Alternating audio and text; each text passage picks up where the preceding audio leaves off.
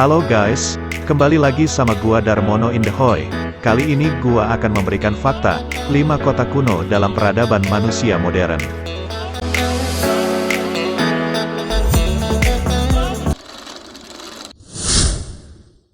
1. Jika Anda pergi ke Yunani dan menanyai warga setempat tentang kota Pavlopetri, mereka mungkin akan takjub dengan Anda. Tidak semua orang mengetahui tentang kota bawah laut tertua di dunia. Temuan arkeologi bawah laut ini berupa sisa-sisa arsitektur kota yang telah tenggelam, dan hanya terendam sekitar 3 meter dari permukaan laut. Kota ini merupakan kota bawah laut tertua di Laut Mediterania, sekaligus tertua di dunia.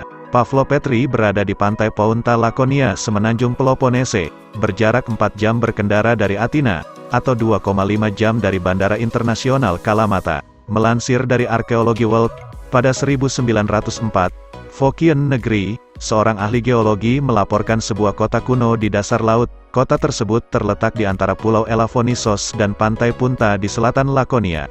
Kemudian pada 1967, Nicholas Fleming, ahli kelautan dari University of Southampton mengunjungi kota kuno tersebut yang berada di kedalaman 3-4 meter. Pada 1968, Nicholas Fleming kembali ke Pavlopetri dengan sekelompok arkeolog muda dari University of Cambridge. Lalu bekerja sama dengan Profesor Angelos Delivorias, mereka mengukur usia dan memetakan kota yang tenggelam tersebut. Hasilnya, mereka menemukan perumahan prasejarah yang langka dengan banyak bangunan, jalan, dan bahkan alun-alun. Berdasarkan temuan tersebut, tim dari University of Cambridge mengumumkan bahwa Pavlopetri pertama kali dihuni pada 2800 sebelum Masehi, sedangkan bangunan dan jalan berasal dari periode Mycenaean, tahun 1680 sampai tahun 1180 sebelum Masehi. Pada 2001, UNESCO mencatat bahwa reruntuhan bawah laut Pavlopetri adalah contoh warisan budaya bawah laut yang harus dilestarikan. 2. Sebuah kota di China yang diberi nama Xicheng atau berarti singa, berasal dari tahun 621 Masehi.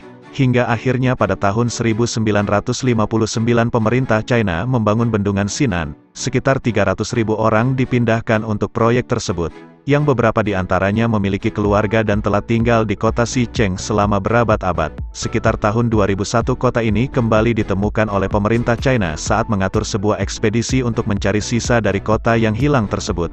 Arsitektur batu yang berdiri kokoh di kedalaman 40 meter di Danau Qiandao, Provinsi Zhejiang. Ini berasal dari masa dinasti Ming dan Qing yang memerintah China dari tahun 1368 hingga 1912. Tembok kota tersebut juga diyakini berasal dari abad ke-16. Ukiran tradisional China juga menghiasi bangunan yang ada di sana. Dilansir Ranker, ukuran kota ini diduga seluas 60 kali lapangan sepak bola. Awalnya pemerintah China ingin memindahkan Xicheng ke tanah yang kering, supaya para wisatawan bisa melihatnya secara langsung.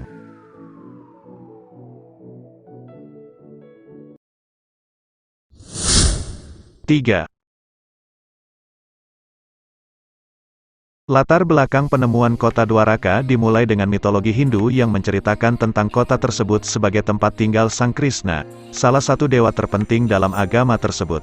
Kota ini diyakini telah ada sejak zaman kuno dan dianggap sebagai salah satu kota termegah pada masanya.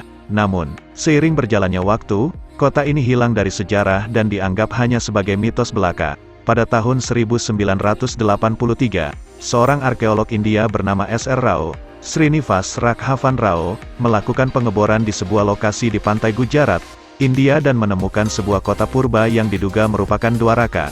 Penemuan ini mengejutkan dunia arkeologi dan membuka pintu baru untuk mengejar kebenaran tentang kota yang dianggap hilang itu.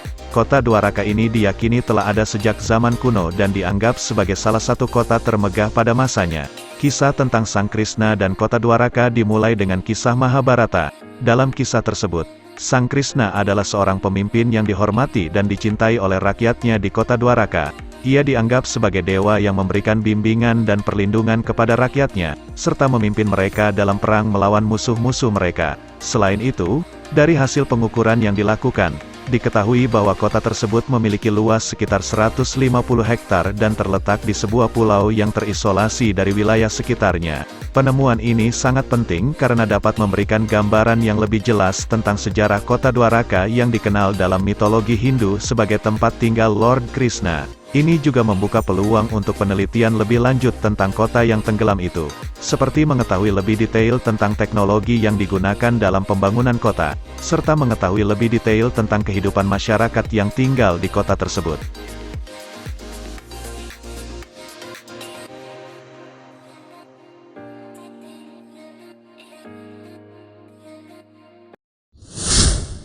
Empat. Pada tahun 2000, para peneliti digegerkan dengan penemuan sebuah kota kuno yang tenggelam di dasar Laut Mediterania yang berada di wilayah Mesir, dan kota tersebut pun diberi nama Thonis Heracleion.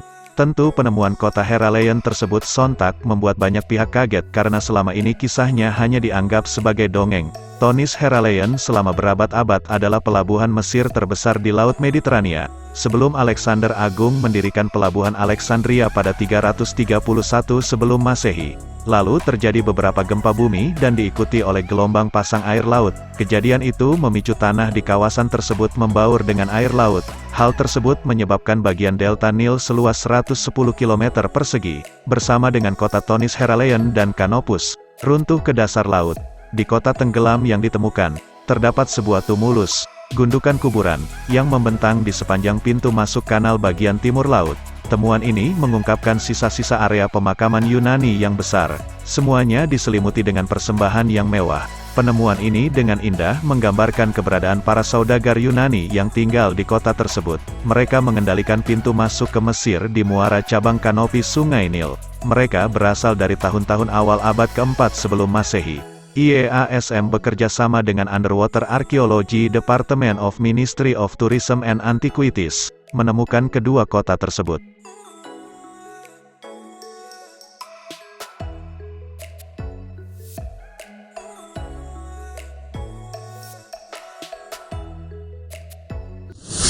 Lima. Kota Baia dahulu kala dikenal sebagai salah satu tempat wisata terpopuler di Romawi, terutama di kalangan orang-orang kaya dan terkemuka. Kota ini terkenal dengan taman air panasnya yang indah dan terapi airnya yang dianggap memiliki khasiat kesehatan yang luar biasa. Selain itu, Baia juga dikenal dengan kekayaan alamnya yang indah, dengan pantai yang bersih dan laut yang jernih, serta dengan keberagaman flora dan fauna yang kaya. Selain menjadi tempat wisata, Baia juga merupakan kota yang memiliki industri dan perdagangan yang berkembang. Kota ini menjadi pusat produksi garam dan merupakan salah satu pelabuhan terpenting di wilayah itu.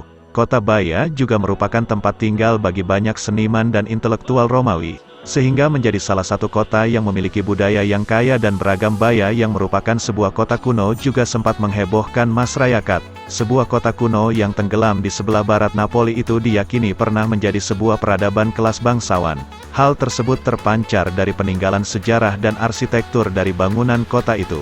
Akan tetapi, meskipun terkenal megah, siapa sangka ternyata para penduduknya malah meninggalkan kota itu pada abad ke-8, tepatnya pada tahun 1500.